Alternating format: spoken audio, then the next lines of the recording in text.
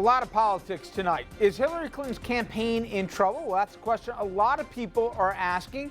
Maybe Joe Biden's running isn't such a far-fetched idea after all. Then, Donald Trump. Whatever you say about him, the man is drawing huge crowds, and he's also drawing tons of attention from people who think all of a sudden he can actually win this thing. Is the Donald becoming a bigger and bigger problem for the GOP? Also, the Cuomo de Blasio feud, it's getting even weirder. Now it's causing Mayor de Blasio to disagree with his own spokesperson.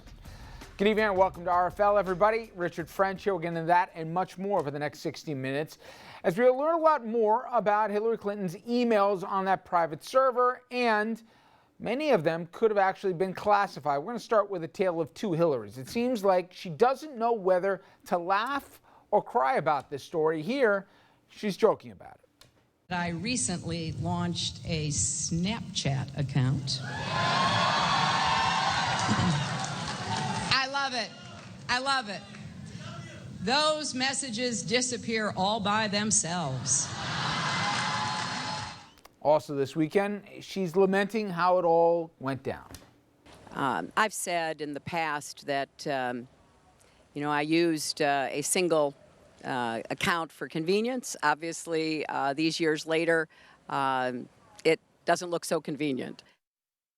So here's the inconvenient truth, if you will. Her troubles, they're causing speculation that people, like you heard Gore last week, Joe Biden a little more seriously as the days, if not weeks, have gone on, John Kerry, now even Andrew Cuomo, names people floating out there could get into the race. But it's not people like Rush Limbaugh who are saying that. It's serious people on both sides of the aisle. Check out just a sample of the headlines, if you will. So let me bring in our panel and ask them the first question. Do we think the Democratic field as currently constituted will expand? Brad Gersman's political consultant and also founding partner of Gotham Government Relations. Dominic Carter, of course, here, political journalist and author. Shelley Mayer, Democratic Assemblywoman representing Yonkers. Michael Tobin, an independent political consultant. And I'll start with you, Mr. Tobin.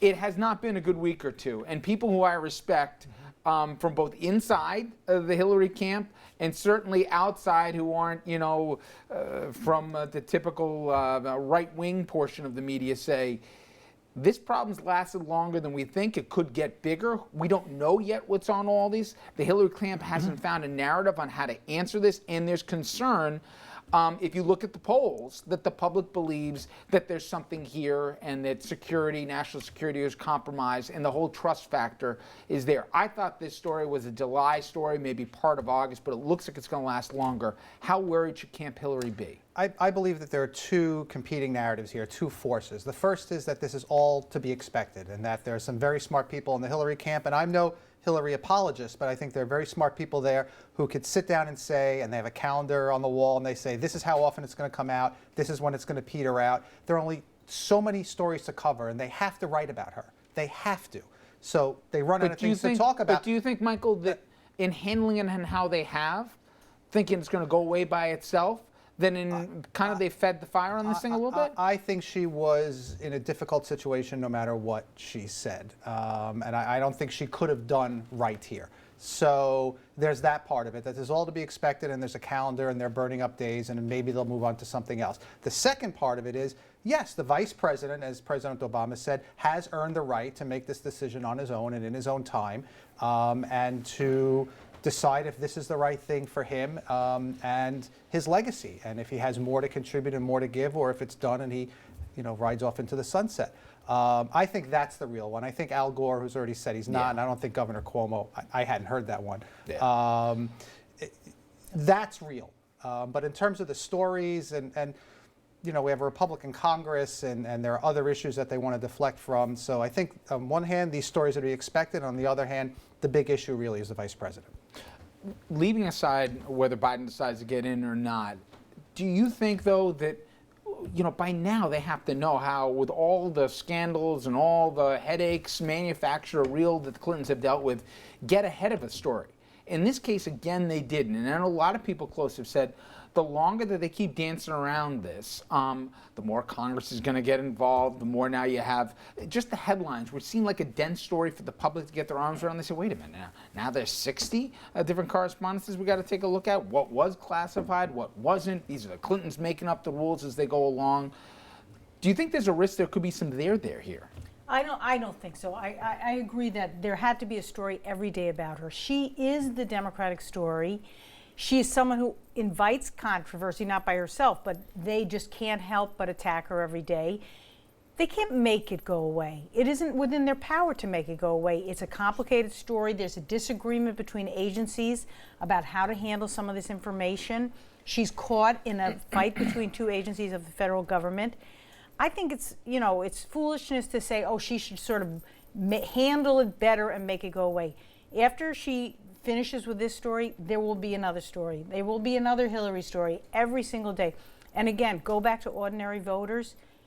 They like her. They do trust her. This, in my opinion, is not eroding the trust that ordinary voters, particularly women, diverse women throughout the United States, have in her as an extremely competent, capable, empathetic, professional person to whom they respect and they think will be an excellent president. I don't think this damages her with that. Madam Assemblywoman, I must disagree, but respectfully. Whoa, don't get carried away. Look, the exuberance for the Democratic nominee for president, or the presumed one, Hillary Clinton, it does not exist. The Democrats don't feel that enthusiasm that they had for Barack Obama, and they need that to win. They need to turn out voters, and I don't think Hillary's providing that. And a lot of things, a lot of reasons. First of all, Hillary peaked when she was running against Barack Obama. This is now like the aftermath, and she's trying a resurgence. The other part of it is that she has some baggage that she brings along, and part of it are these emails and other, quote, scandalish or scandal-like kind of items that she carries around as a Clinton, whether rightfully or wrongfully. But this email thing ain't going away. And the reason why it ain't going away is because the Republicans never let anything go away. They're still harping on Obamacare. I mean, they're going to, this election is about Obamacare. Every election for the rest of our lives will be about Obamacare. But what we're talking about here is she's going to get hammered. She's a Clinton. There's not much enthusiasm. And Joe Biden, mark my words, will be in this race in short order. Well, we're going to talk about Trump in a little bit, Dominic. But the one thing that I think there's been a slight misread about him is the public's got this fatigue about, focus group messaging, staying completely on script, whether he's authentic or the opposite of authenticity, it doesn't matter. They like it. They like the show now. Biden, for whatever he is, comes across to people as straight talking Joe, okay? My point is the challenge he's facing now, whether it's familiarity like Brad says, whether it's this email story, or maybe it's just this stilted, almost programmed kind of appearances that she goes through, where people want something a little bit more. People now want entertainment, seemingly, for their dollar in campaigns. Is that her bigger thing? That people will remember, oh, wait a minute, she's accomplished, she's got as good a resume as anybody who's running for this office, if not better. But you know what? I'm not getting really moved, like he says, Biden.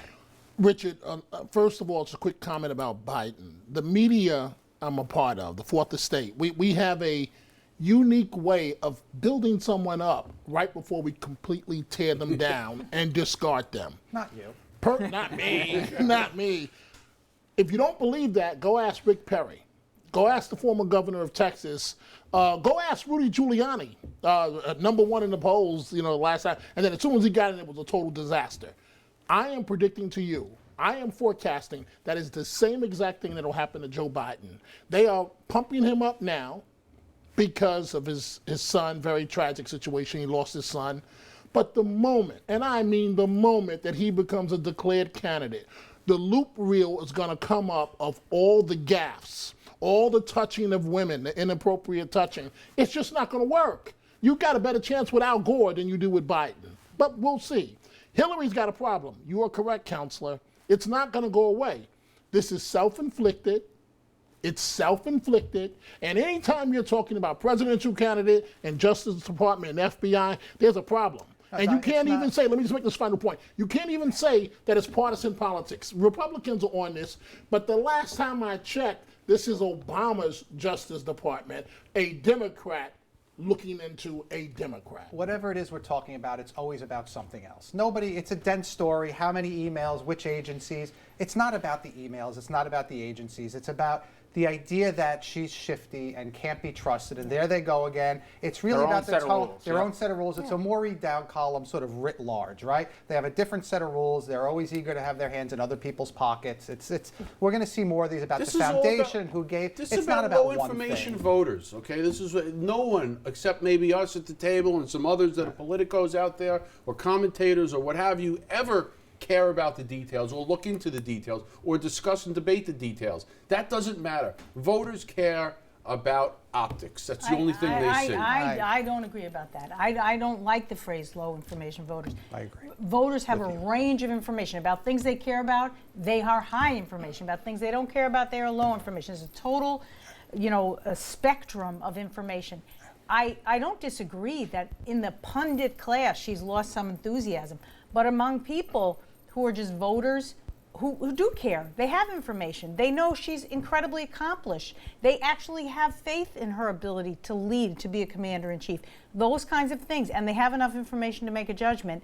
Many people, and women particularly, have tremendous faith and the sense, here is our opportunity to have a woman president. Oh, okay. Don't leave that out. I want you folks at home here to get involved in this conversation. Head over to Facebook and Twitter and sound off. Is Hillary's campaign in trouble here, or is this all, as some have said at the table, kind of to be expected given the calendar? All right, now to the guy who got more attention than anybody in Iowa, Donald Trump. He's actually unveiled a plan here. It doesn't seem to be on the back of a napkin. It's his immigration plan. Even though the Donald says Hispanics love him, the polls say otherwise. We'll take a look at a litany of challenges the Donald could cause for the grand old party. Stay with us.